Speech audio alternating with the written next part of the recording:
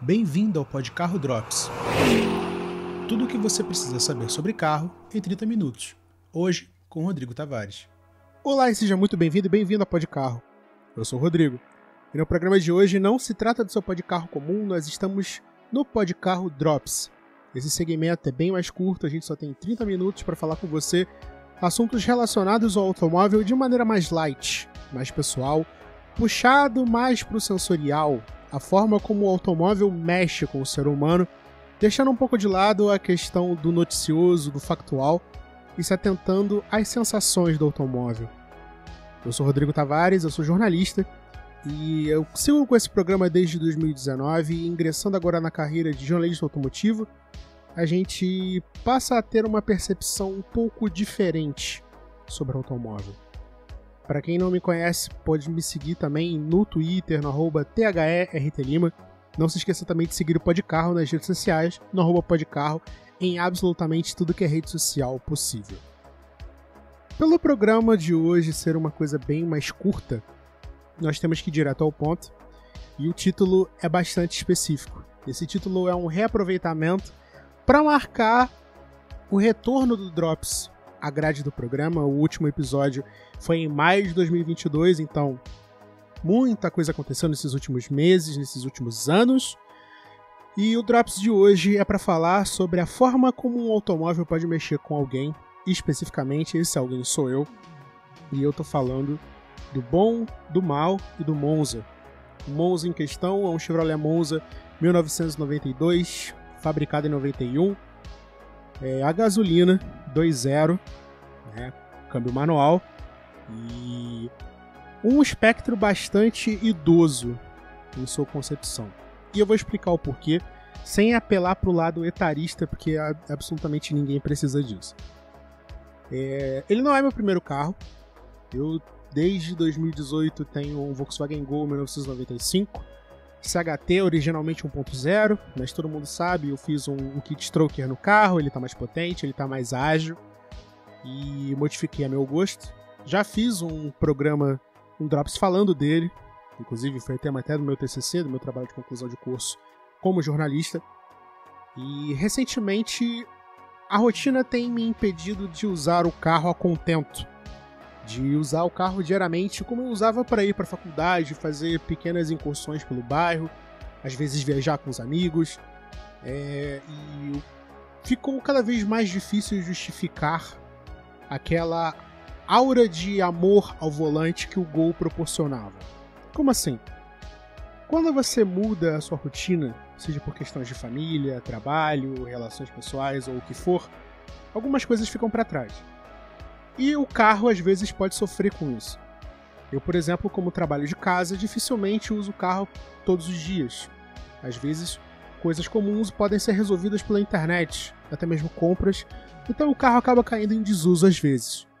No caso do Gol, ele ficou muito tempo parado, e muitas das coisas eu simplesmente fazia ou indo a pé, ou até mesmo de casa. E eu sentia aquela necessidade de voltar a dirigi-lo como necessidade mesmo, como meu único automóvel. Sendo que ele nunca foi meu único automóvel. Aqui em casa a gente tem um Monza, que é uma parceria minha e do meu pai. Meu pai morre de amores por esse carro, e dá pra entender o porquê. E desde então, o Gol, por ter ficado muito tempo parado, tem sofrido algumas baixas mecânicas. Tem tido alguns pormenores para serem resolvidos, e por muitas das vezes o Monza acabou sendo a opção para fazer quaisquer incursões fora de casa. E dirigir um carro que não é o seu automóvel de escolha, não é uma coisa que você está acostumado, abre um universo completamente diferente quando o assunto é dinâmica. Assim, eu já falei do Monza em um Drops passado, se eu não me engano foi o Super Luxo Executivo, mas agora a sensação é diferente. Já se passaram, se eu não me engano, 3 anos do Monza em casa. Muitas histórias aconteceram a bordo desse carro.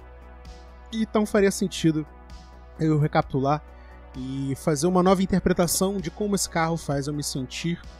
Até porque ele é o personagem dessa história. Para quem não sabe, o Gol, por se tratar de uma versão bastante espartana, mal tem ar-condicionado, não tem direção, não tem potência muitas das vezes, são raros os momentos onde ele dá show, mas isso também não é um problema para mim, eu gosto do meu carro como ele é e melhoro se possível. Mas é bastante interessante você ter em mãos, principalmente a galera que tem carro mais fraco, sabe o que eu tô falando. É muito interessante você ter um carro potente em mãos pela primeira vez. Principalmente se tratando de um Família 2, né, que mesmo com todas as limitações de projeto, do câmbio antigamente bastante impreciso, de uma dinâmica bem mais barcona, afinal de contas não estamos falando de um Astra e sim de um Monza, um carro voltado para aquela estrutura de luxo, classe média para combater o Volkswagen Santana, que inclusive em números gerais bateu muitas vezes o Santana, uma coisa que ninguém comenta, mas você precisa reaprender a forma como você dirige. O Gol, por se tratar de um compacto, de um hatch, com uma frente até bastante afiada para o projeto, ele dirige diferente, ele trafega diferente, ele roda diferente, ele entra em curvas e sai de curvas de maneira diferente. Ou seja, para a galera que está acostumada a dar uns aceleros, e eu sei que você está ouvindo, você deve fazer isso, muito provavelmente, você sabe que a forma como você vai entrar numa curva com o Gol é completamente diferente de entrar com o Monza. O Gol, por ter uma frente mais afiada, mais direta, e um acerto de suspensão bem diferente de um carro, abre aspas e muitas aspas, de luxo, você percebe que a rolagem de carroceria é diferente, você percebe que o apontar da curva é diferente, e tentar reproduzir esse tipo de coisa num carro com uma dinâmica bem mais macia é uma aventura, digamos assim. É claro, você não precisa dirigir igual um animal ensandecido, precisando ir no banheiro o tempo todo.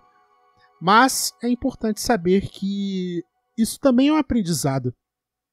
Você entrar numa curva com um carro que não necessariamente foi feito para ter dinâmica, abre aspas, esportiva, é uma sensação, digamos, diferente. Você percebe que o ritmo do carro é completamente outro. Ele é uma condução mais relaxada.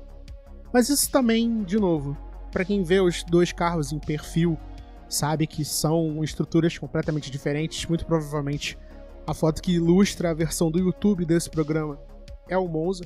Então vocês veem que não é uma estrutura muito favorável, é um conceito, abre aspas, esportivo. E o uso das aspas aqui é bastante específico, pois ai, Rodrigo, nenhum dos dois é esportivo. Irmão, a esportividade está na sua cabeça. Qualquer coisa é esportiva se você tentar. Mas enfim, vamos para a parte das sensações. Como eu bem disse, um carro mais potente que o seu carro de uso diário faz você ter aspirações maiores ao volante. Como assim?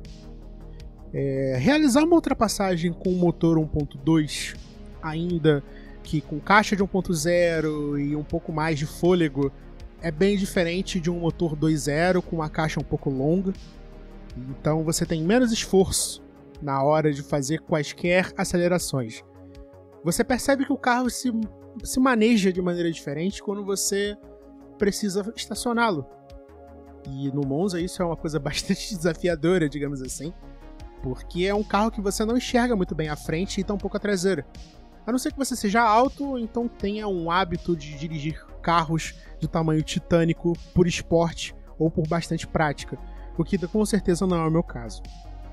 E de certa forma é até divertido, porque você acaba se forçando a aprender como um carro funciona.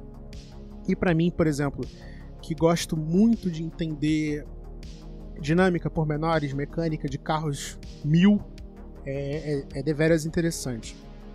Outra coisa também é você se deparar com itens de série num modelo que fazem falta no seu carro. E no Monza isso não é necessariamente gritante, afinal de contas estamos falando de carros dos anos 90, com 30 anos nas costas, basicamente. O Gol tá quase lá, mas o Monza já tem mais de 30 anos. E você percebe que a diferença para os dois é bastante absurda. Eu falo de um carro com retrovisores elétricos, com vidros elétricos, com trava, com direção hidráulica, com ar-condicionado. E o Gol não tem nada disso. Exceto pelo ar-condicionado, mas enfim, isso aí é uma epopeia que merece até um episódio do quanto eu odeio aquele ar-condicionado que nem sequer funciona. Mas enfim, você percebe que a dinâmica a tratativa do carro é diferente. Não é só o volante, não é só o motor, a forma como ele se comporta em curva. O bem-estar dentro da cabine é diferente.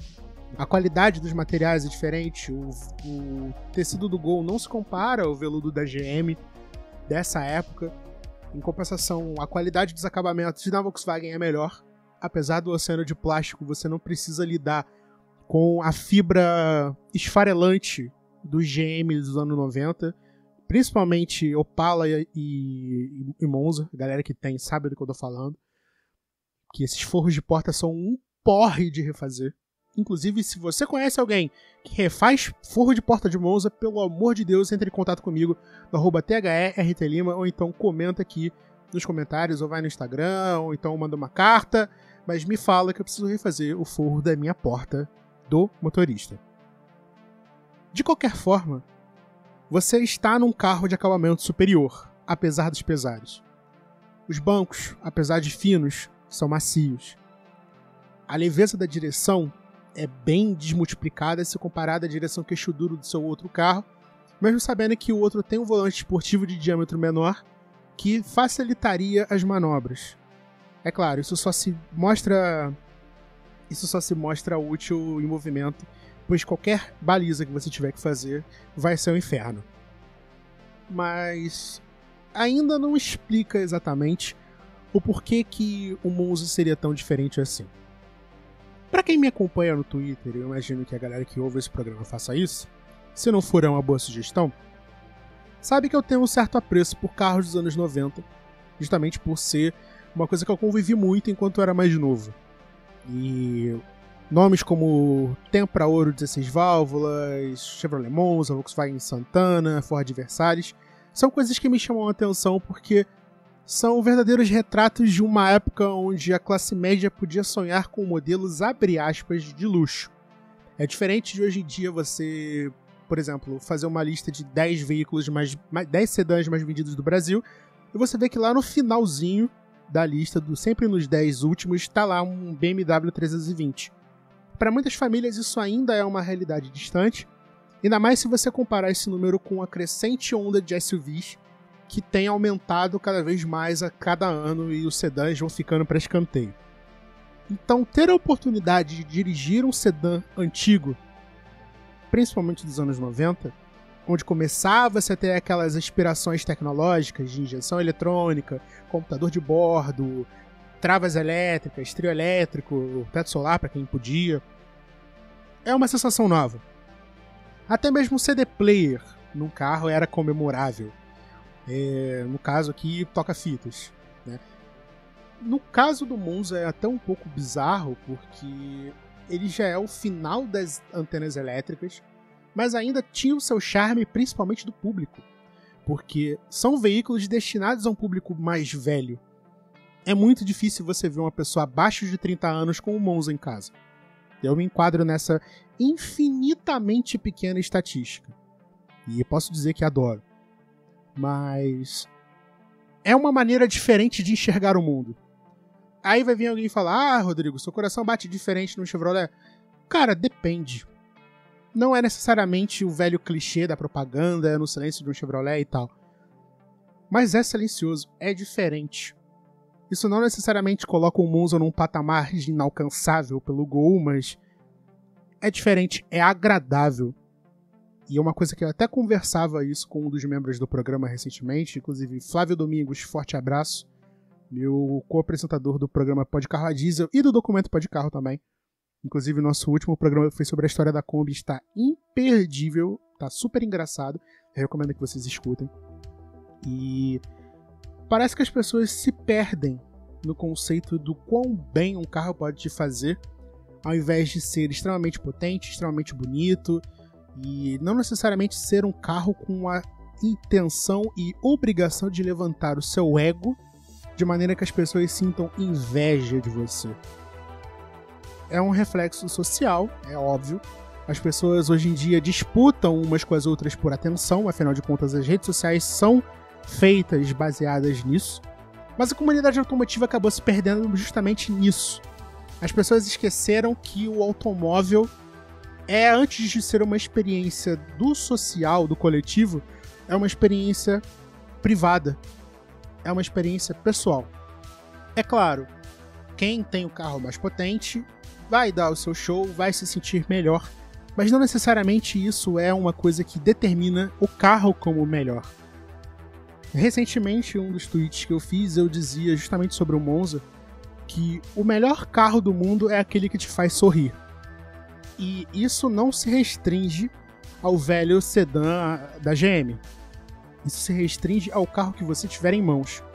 Pode ser uma Montana, pode ser uma Fiorino, pode ser uma CG 150, pode ser qualquer coisa. Se você se dá o trabalho de dirigir esse automóvel, essa moto, esse velocípede, esse monociclo feliz, nenhum outro argumento vai ser capaz de tirar o sorriso do seu rosto. E a questão do Monza é justamente essa. Por muito tempo, antes de ter esse carro, eu achava que era um carro completamente datado, voltado para um público que tinha desistido de viver, assim como eu enxergava o Corolla um tempo atrás. Ou seja, uma questão até bastante etarista, uma coisa bastante presa à noção social de que um veículo com uma característica um pouco mais antiga, mais conservadora, não necessariamente presta para o mundo moderno. Mas isso cai por terra a partir do momento que você entra, fecha a porta, bate na chave e o carro liga. Aí toda aquela informação que eu joguei para vocês no início volta. É o rodar macio, é um motor que sobe de giro se provocado, é o conforto dos bancos, a qualidade dos materiais internos. É claro, existem e sempre vão existir modelos melhores. Acima do Monza estava o Ômega, acima do Ômega estava qualquer outro importado, e para quem chega hoje, acima dos sedãs dos anos 90 estão os SUVs atuais, que dominam o mercado, não importa o que você ache. Então, permitir-se voltar no tempo por meio de um veículo clássico é meio que uma dádiva, porque você consegue interpretar como o mundo funcionava quando aquele carro era novo. E o Monza permite isso. Eu tenho esse carro há alguns anos e fui com ele para a faculdade, usei para quase todos os fins possíveis aqui em casa e nunca tinha me dado conta até 2 dias atrás, quando eu simplesmente não quis sair no meu carro, embiquei ele na avenida e falei: vou ao mercado comprar absolutamente qualquer coisa. Eu já saí do trabalho, eu preciso me dar um tempo para descansar. Então, eu vou pegar o GM e vou dar uma volta. Eu parei no sinal e simplesmente encarei o painel aceso, porque já estava praticamente escuro, porque está nublado essa semana toda aqui no Rio, onde a gente está gravando. E eu encarei aquele painel e me deu um estalo. Eu não precisava de um outro carro. É óbvio, para quem não tá sabendo, um contexto. Uns dias atrás eu tuitei um tweet gritando que precisava de outro veículo antigo, porque quem tem um antigo em casa nunca vai querer ter um só. Isso é uma doença, isso é uma coisa que vai degenerando seu cérebro, até você ter 38 carros jogados na frente de casa e só 2 deles funcionam, talvez até um só. Mas eu parei para analisar com bastante calma. Eu vi o conta-giros funcionando, eu vi o medidor de bateria funcionando, eu vi que a antena elétrica subia, ela não desce ainda, mas ela sobe. E eu parei para refletir sobre o bem-estar que aquele carro me fazia.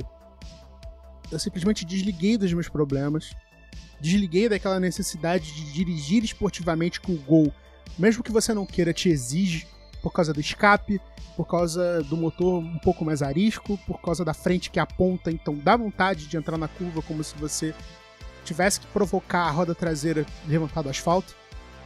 Não. O Monza amigo, relaxa. Recolha-se ao banco, encosta no veludo, dá a partida, faz as trocas de marcha na rotação mais baixa possível e vai curtir. E isso é muito interessante, porque você relaxa. Às vezes, por causa da agitação dos dias e da vida, a gente simplesmente esquece de relaxar. Parece um papo de meditação, meio coach? Parece, mas não é. As pessoas esqueceram de curtir as coisas. E carros com essa dirigibilidade relaxada obrigam você a isso. Pode ser que sua praia não seja um Monza, pode ser um Santana, pode ser um Vectra, de repente. Existe uma magia no sedã familiar ou até mesmo no sedã executivo, como era a moda nos anos 90, nos anos 80, que é ser uma coisa voltada para um luxo pessoal, né? Principalmente os modelos duas portas, como é o caso do Monza. Você se permite a ter uma coisa que nos Estados Unidos era chamada de business coupé. Até ali, acho que nos anos 30, anos 40, acho que nos anos 50 já não tinha mais. Ou até tinha, não sei. Eu sei que isso caiu em desuso em meados do século XX. Que era um carro duas portas, com conforto para 4 pessoas, bem acabado, com potência suficiente, mas que no Brasil se perdeu porque os modelos 4 portas vieram na metade dos anos 90 e dominaram o mercado. Não é à toa que o Tempra Coupé simplesmente foi de arrasta, porque ninguém queria mais saber. Chegou tarde e poucas pessoas compraram. Quem comprou não comprou. Quem não comprou pode fazer uma proposta para mim que um dia eu vou botar esse carro na minha garagem. Mas enfim. A questão é, você precisa ter uma experiência um pouco individualista quando está ao volante. E carros como esse Monza permitem você isso. Porque, como eu bem disse, é uma experiência pessoal. É muito distante de querer ter que ir a um lugar especificamente, fazer uma foto e ter que explicar para as pessoas. Eu tô descrevendo exatamente o tweet que eu fiz. Ter que fazer isso por necessidade para que as pessoas saibam que você está feliz. Não é uma coisa altruísta. Não é uma coisa de, eu vou fazer tal conteúdo porque as pessoas precisam saber que eu sou diferente, porque eu sou o cara que gosta de carro e eu sou diferente de você, porque eu sei mais, porque meu carro é melhor, porque isso e aquilo. Irmão, relaxa. Dirija seu carro por prazer. Falta e sempre vai faltar até que as pessoas aprendam a necessidade de dirigir por prazer. Rodrigo, você está usando termos eróticos? Não. Calma aí, o Madre Teresa. Não é pra tanto. O que eu digo é, quando foi a última vez que você se permitiu dirigir simplesmente para esfriar a cabeça? E eu não tô dizendo pra você encontrar sua paz a 210 por hora na Avenida Brasil. Não necessariamente. Eu digo dirigir de boa mesmo. Tá trânsito? Sim, mas você tá feliz. Eu tenho que voltar cedo, mas você tá feliz. Qual foi a última vez que você dirigiu e voltou pra casa feliz? É esse o ponto. E é o tipo de coisa, o tipo de sentimento que eu não abandono. O Gol tem a sua maneira bastante peculiar de me fazer feliz. É quando eu preciso exorcizar o demônio de velocidade que existe em mim, mesmo sabendo que ele não é o carro mais potente do mundo e nem se eu quisesse, ele seria. A felicidade no Gol tá em acertar uma saída de curva, em esticar uma segunda cheia e tirar o pé do acelerador e vir aquele zumbido na rua, com praticamente todo mundo encarando por que um carro azul claro tá fazendo tanto ronco de motor, sendo que ele nem é tão potente assim. Ele é um carro pra zoar. Agora o Monza não. O Monza é uma experiência de condução completamente diferente. Você é bem tratado. É um carro que você relaxa. É o tipo de coisa que as pessoas deviam se permitir quando o assunto é um automóvel. Não importa se ele é um sedã automático, não importa, até mesmo se for um SUV. Existem SUVs bons, ao contrário do que as pessoas dizem. Eu não vou citar nomes, até porque eu não consigo pensar em nenhum que não seja um importado dos anos 90, então eu já por si só tô me colocando de fora do páreo. Mas a questão é, permita-se a ter uma experiência de felicidade ao volante. Não importa o que você tem. É claro, do meu ponto de vista, você tem muito mais chances de ser feliz num importado, numa lasanha, num neocolecionável dos anos 90. Mas não importa o que você tenha, se permita ser feliz ao volante. Se permita ir fazer uma compra banal no supermercado e ter pequenas coisas assomadas a essa dirigibilidade, a essa saída sem compromisso, que te façam feliz. Ou até mesmo faça uma grande viagem, vá ver seus amigos em outros estados. Faça o que te der na telha, mas se permita a ser feliz ao volante. Porque é essa sensação que valida todo o estresse, toda a apurrinhação, todos os impostos, toda a gasolina que você gasta. Porque o carro, ele é um peso, mas se ele te faz feliz, ele fica leve como uma pluma. Isso é uma coisa que o Monza não é leve. Mas nesses momentos, ele é mais leve do que uma nuvem, até porque roda como tal. Bom, eu acho que deu para entender, né? Esse sentimento de felicidade ao volante é o que vai acabar facilitando a sua interação com o automóvel. Se permita dirigir não para os outros, mas para você.